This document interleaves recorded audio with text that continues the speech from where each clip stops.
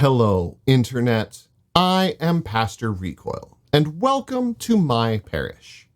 Today is Transfiguration Sunday, and we're going to talk about it.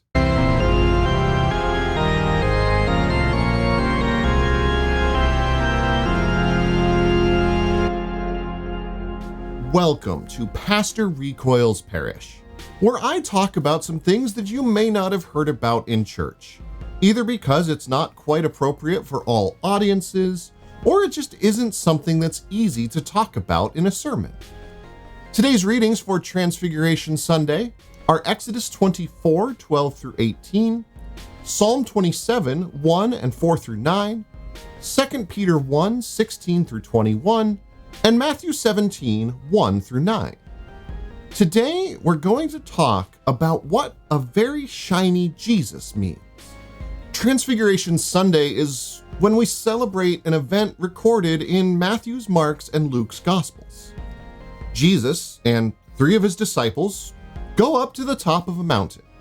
Jesus turns very, very shiny, and he has a chat with Moses and Elijah, who show up on the mountaintop with him. Then a voice comes down from heaven identifying Jesus as God's son, and Moses and Elijah disappear, and Jesus and the other three disciples head back down the mountain, with Jesus swearing the three disciples to secrecy along the way. In all three Gospels, the Transfiguration serves as a transition point, where Jesus shifts his focus towards Jerusalem and his inevitable death and resurrection there. But each of the Gospels has a little bit of a different thing they're saying with the Transfiguration as well. For Mark's Gospel, the Transfiguration is a powerful statement of Jesus' identity. It's the moment where Jesus goes from being just someone who is representing God to humanity to something more than that.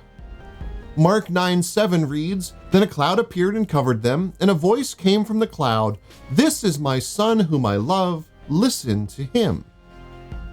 Jesus here is being identified not just as a son of a God, but as the son of the God, something that later on John's Gospel will expand on, as John identifies Jesus with God's very spoken word, the word that was present with God from eternity.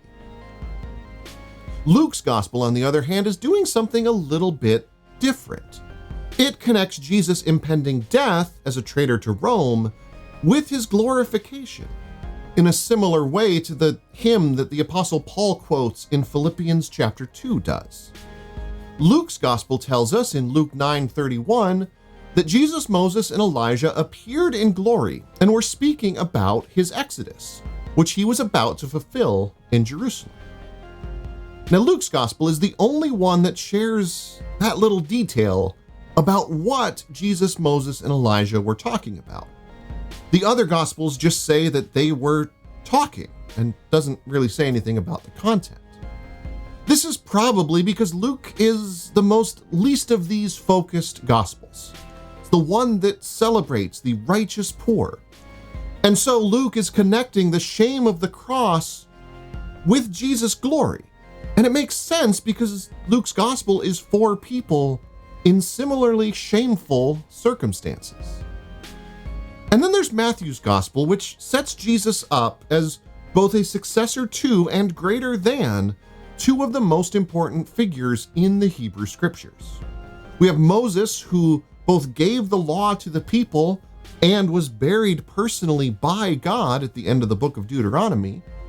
And we have Elijah, the greatest prophet of them all, whom God took up into heaven in a whirlwind at the beginning of 2 Kings. But what I find most interesting in Matthew's account is the gospel writer's view of Peter's statements. In both Mark and Luke, there's an editorial comment that the thing Peter said on the mountain was involuntary. He spoke without thinking because he was terrified. But for Matthew, there's no editorial comment.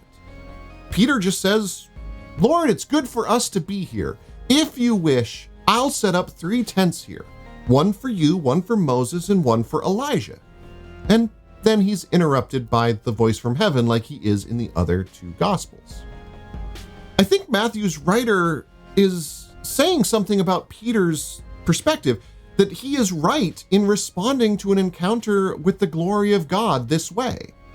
It's okay to want to remain in that place and be in that glory, but it's also not yet the time to celebrate the glory of Jesus, as the interrupting voice kind of implies. Like in the other Gospels, Jesus still has to go to the cross before he is fully glorified. And that is the reason why we celebrate this event, the Transfiguration, right here in our church calendar. It's the last Sunday before the season of Lent, that time of preparation for Jesus' death and resurrection, which we'll celebrate during Holy Week and Easter.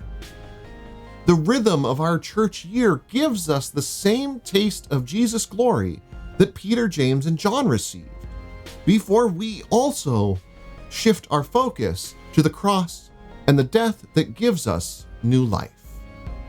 So if you want to see more content like this, check out the links to my right, or click on the logo below my face to subscribe so you'll know when my next video comes out.